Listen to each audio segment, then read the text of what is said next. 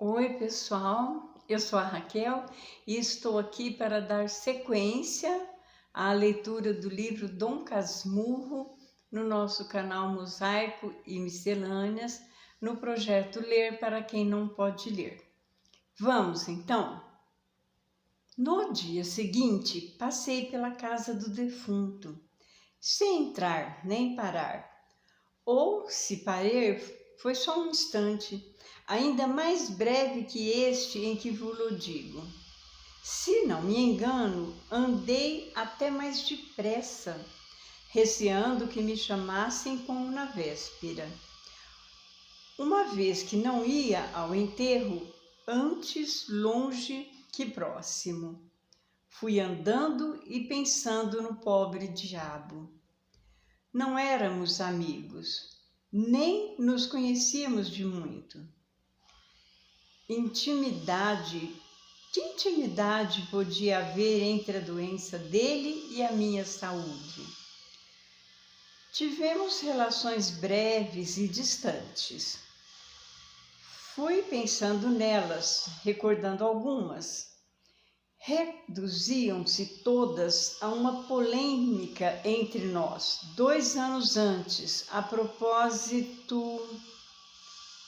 Mal podeis crer a que propósito foi. Foi a Guerra da Crimeia. Manduca vivia no interior da casa, deitado na cama, lendo por desfastio. Ao domingo, sobre a tarde, o pai enfiava-lhe uma camisola escura e trazia-o para o fundo da loja, donde ele espiava um palmo da rua e a gente que passava. Era todo o seu recreio. Foi ali que o vi uma vez e não fiquei pouco espantado. A doença ia-lhe comendo parte das carnes, os dedos queriam apertar-se. O aspecto não atraía de certo. Tinha eu de 13 para 14 anos. Da segunda vez que o vi ali, como falássemos da guerra da Crimeia, que então ardia e andava nos jornais, Manduca disse que os aliados haviam de vencer, e eu respondi que não. Pois veremos, tornou ele, só se a justiça não vencer neste mundo, o que é impossível. E a justiça está com os aliados. Não, senhor, a razão é dos russos. Naturalmente, íamos com o que nos diziam os jornais da cidade, transcrevendo os de fora. Mas pode ser também que cada um de nós tivesse a opinião do seu temperamento. Fui sempre um tanto moscovita nas minhas ideias. Defendi o direito da Rússia. Manduca fez o mesmo ao dos aliados. E o terceiro domingo em que entrei na loja, tocamos outra vez no assunto. Então Manduca propôs que trocássemos as argumentações por escrito. E na terça ou quarta-feira recebi 2 folhas de papel contendo a exposição e defesa do direito dos aliados e da integridade da Turquia, concluindo com esta frase poética: os russos não hão de entrar em Constantinopla. Lia e meti-me a refutá-la. Não me recorda um só dos argumentos que empreguei, nem talvez interesse conhecê-los, agora que o século está a expirar. Mas a ideia que me ficou deles é que eram irrespondíveis. Fui eu mesmo levar-lhe o meu papel. Fizeram-me entrar na alcova, onde ele jazia estirado na cama, mal coberto por uma colcha de retalhos. Ou gosto da polêmica, ou qualquer outra causa que não conheço, não me deixou sentir toda a repugnância que saía da cama e do doente. e o prazer com que lhe dei o papel foi sincero. Manduca, pela sua parte, por nojosa que tivesse então a cara, o sorriso que a acendeu dissimulou o mal físico. A convicção com que me recebeu o papel e disse que ia ler e responderia é que não tem palavras nossas nem alheias que a digam de todo e com verdade. Não era exaltada, não era ruidosa, não tinha gestos, nem a moléstia os permitiria. Era simples, grande, profunda, um gozo infinito de vitória antes de saber os meus argumentos. Tinha já papel, pena e tinta ao pé da cama. Dias depois recebi a réplica. Não me lembro se trazia coisas novas ou não. O calor é que crescia e o final era o mesmo. Os russos não hão de entrar em Constantinopla. Trepliquei e daí continuou por algum tempo uma polêmica ardente em que nenhum de nós cedia, defendendo cada um os seus clientes com força e brio. Manduca era mais longo e pronto que eu. Naturalmente, a mim sobravam 1000 coisas que distraíam: o estudo, os recreios, a família e a própria saúde, que me chamava a outros exercícios. Manduca, salvo o palmo de rua ao domingo de tarde, tinha só essa guerra, assunto da cidade e do mundo, mas que ninguém ia tratar com ele. O acaso dera-lhe em mim um adversário. Ele, que tinha gosto à escrita, deitou-se ao debate como a um remédio novo e radical. As horas tristes e compridas eram agora breves e alegres. Os olhos desaprenderam de chorar, se porventura choravam antes. Senti esta mudança dele nas próprias maneiras do pai e da mãe.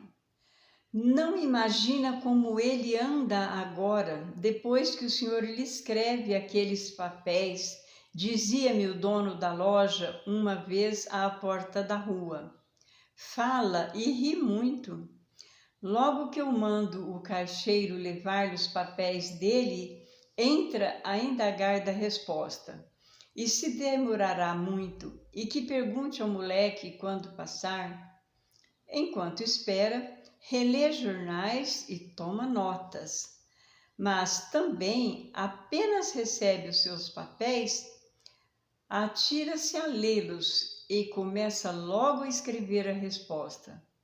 Há ocasiões em que não come ou come mal, tanto que eu queria pedir-lhe uma coisa, é que não os mande à hora do almoço ou de jantar. Fui eu que cansei primeiro. Comecei a demorar as respostas, até que não dei mais nenhuma. Ele ainda teimou 2 ou 3 vezes depois do meu silêncio, mas não recebendo contestação alguma, por fadiga também, ou por não aborrecer, acabou de todo com as suas apologias. A última, como a primeira, como todas, afirmava a mesma predição eterna. Os russos não hão de entrar em Constantinopla. Não entraram efetivamente, nem então, nem depois, nem até agora. Mas a predição será eterna? Não chegarão a entrar algum dia? Problema difícil. O próprio Manduca, para entrar na sepultura, gastou 3 anos de dissolução. Tão certo é que a natureza como a história não se faz brincando. A vida dele desistiu como a Turquia. Se afinal cedeu, foi porque lhe faltou uma aliança como a anglo-francesa, não se podendo considerar tal o simples acordo da medicina e da farmácia. Morreu afinal, como os estados morrem. No nosso caso particular, a questão é saber, não se a Turquia morrerá, porque a morte não poupa a ninguém. Mas se os russos entrarão algum dia em Constantinopla? Essa era a questão para o meu vizinho leproso, debaixo da triste, rota e infecta colcha de retalhos. Achado que consola. É claro que as reflexões que aí deixo não foram feitas então a caminho do seminário, mas agora no gabinete do Engenho Novo. Então não fiz propriamente nenhuma, a não ser esta. Quis servir de alívio um dia ao meu vizinho Manduca. Hoje, pensando melhor, acho que não só servi de alívio, mas até lhe dei felicidade. E o achado consola-me. Já agora não esquecerei mais que dei 2 ou 3 meses de felicidade a um pobre diabo, fazendo-lhe esquecer o mal e o resto. É alguma coisa na liquidação da minha vida. Se há no outro mundo tal ou qual prêmio para as virtudes sem intenção, esta pagará 1 ou 2 dos meus muitos pecados.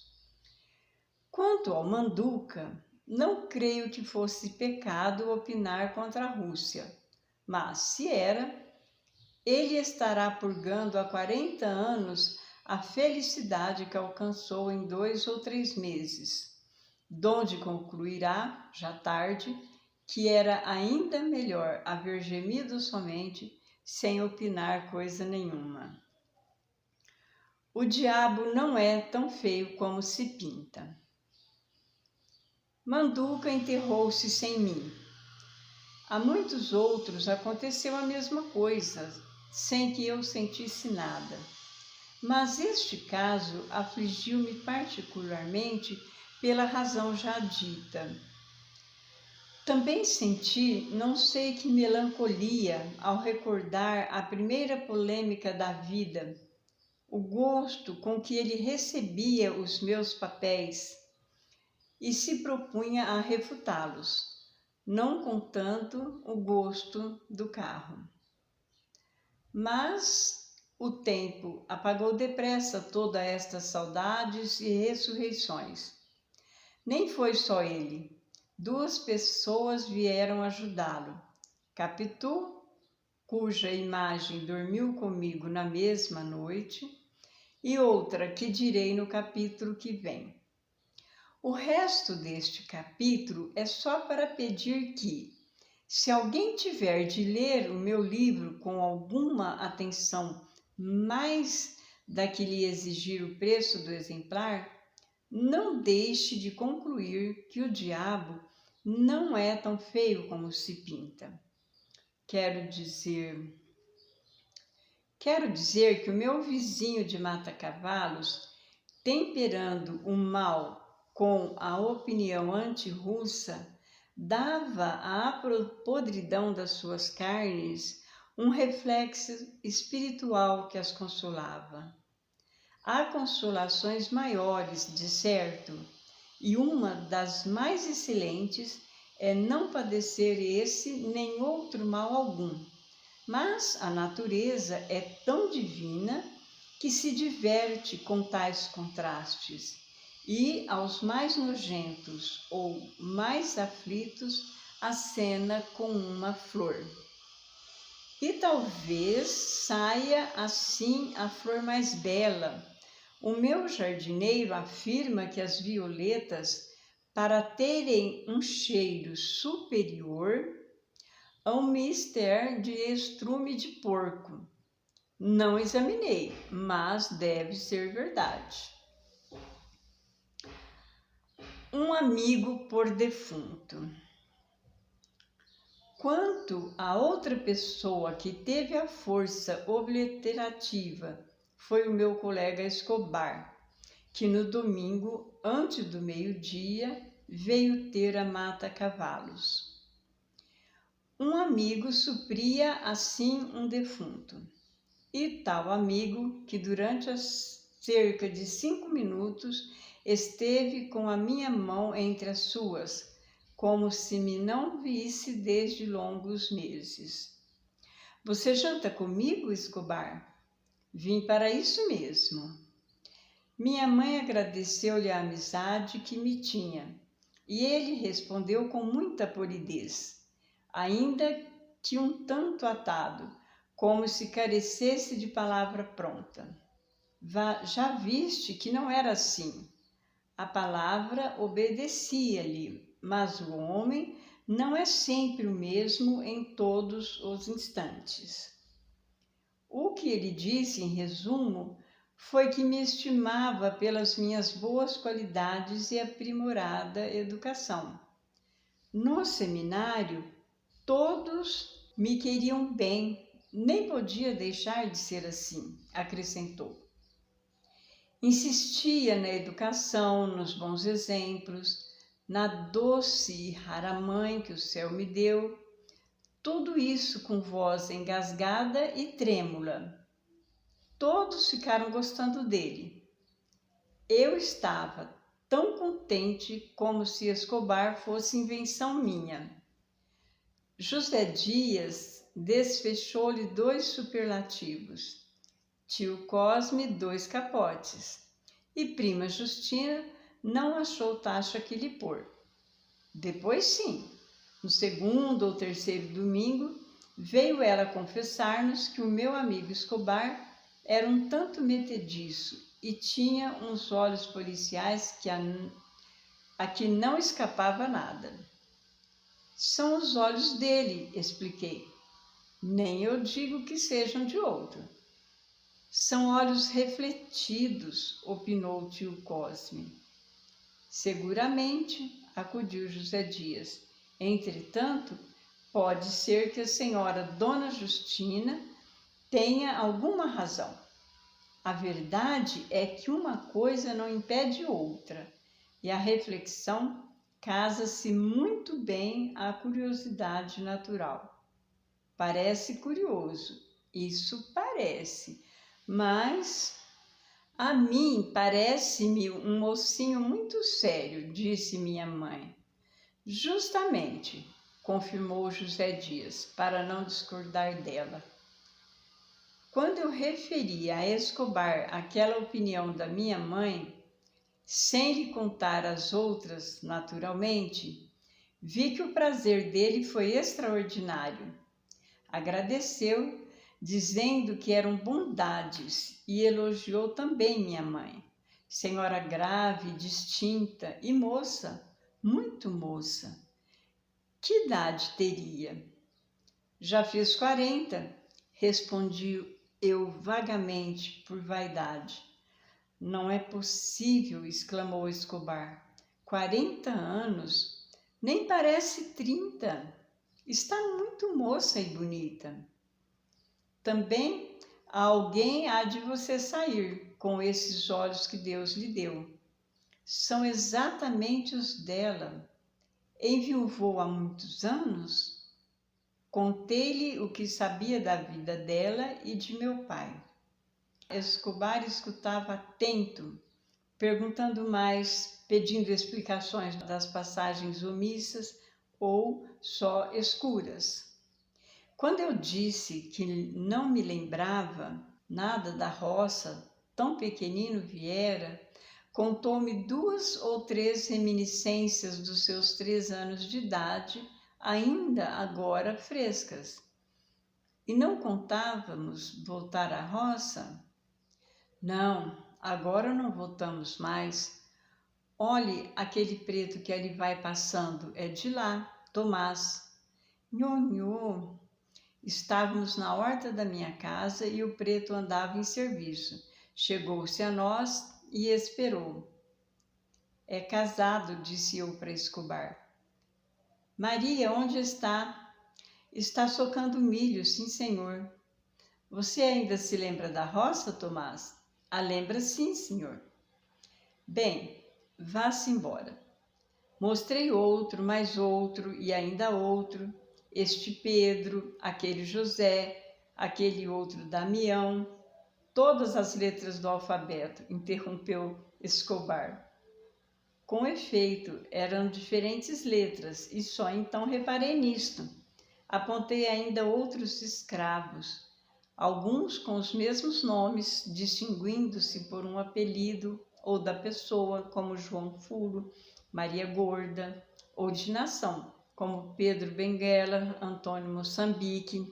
E estão todos aqui em casa? Perguntou ele. Não, alguns andam ganhando na rua, outros estão alugados. Não era possível ter todos em casa. Nem são todos os da roça. A maior parte ficou lá. O que me admira é que Dona Glória se acostumasse logo a viver em casa da cidade, onde tudo é apertado. A de lá é naturalmente grande. Não sei, mas parece. Mamãe tem outras casas maiores que esta. Diz, porém, que há de morrer aqui. As outras estão alugadas. Algumas são bem grandes, como a da Rua da Quitanda. Conheço essa, é bonita.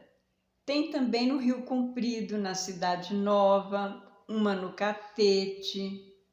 Não lhe hão de faltar tetos, concluiu sorrindo com simpatia. Caminhamos para o fundo. Passamos o lavadouro. Ele parou um instante aí, mirando a pedra de bater roupas e fazendo reflexões a propósito do asseio. Depois continuamos.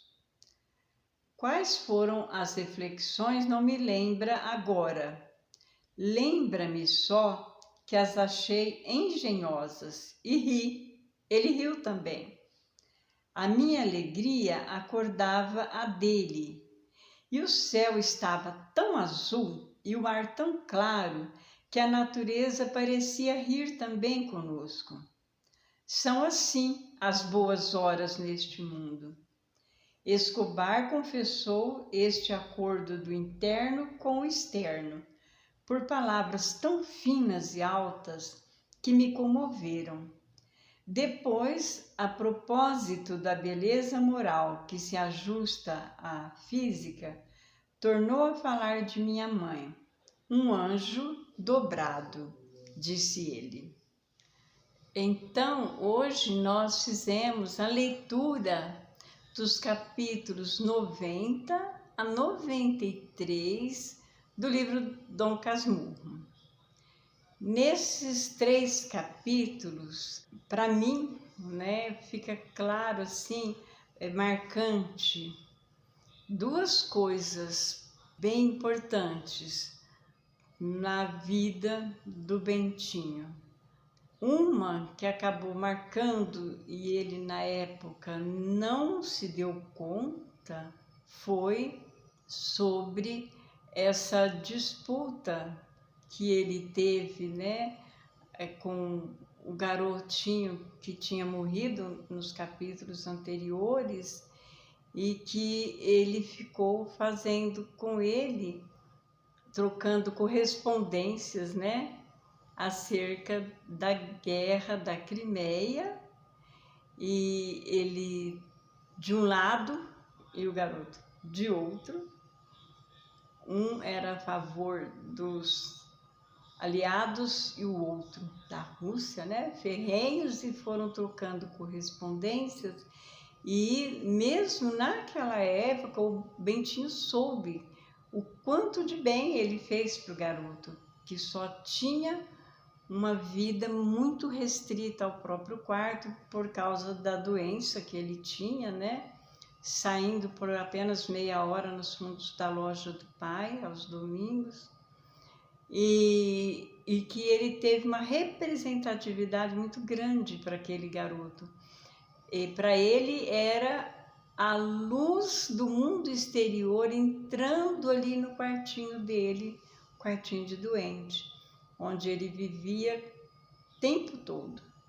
E o Bentinho representava para ele algo vivo, algo que o tornava parte da sociedade, né? Ele ficava aguardando com grande alegria o momento de chegar a tréplica do Bentinho.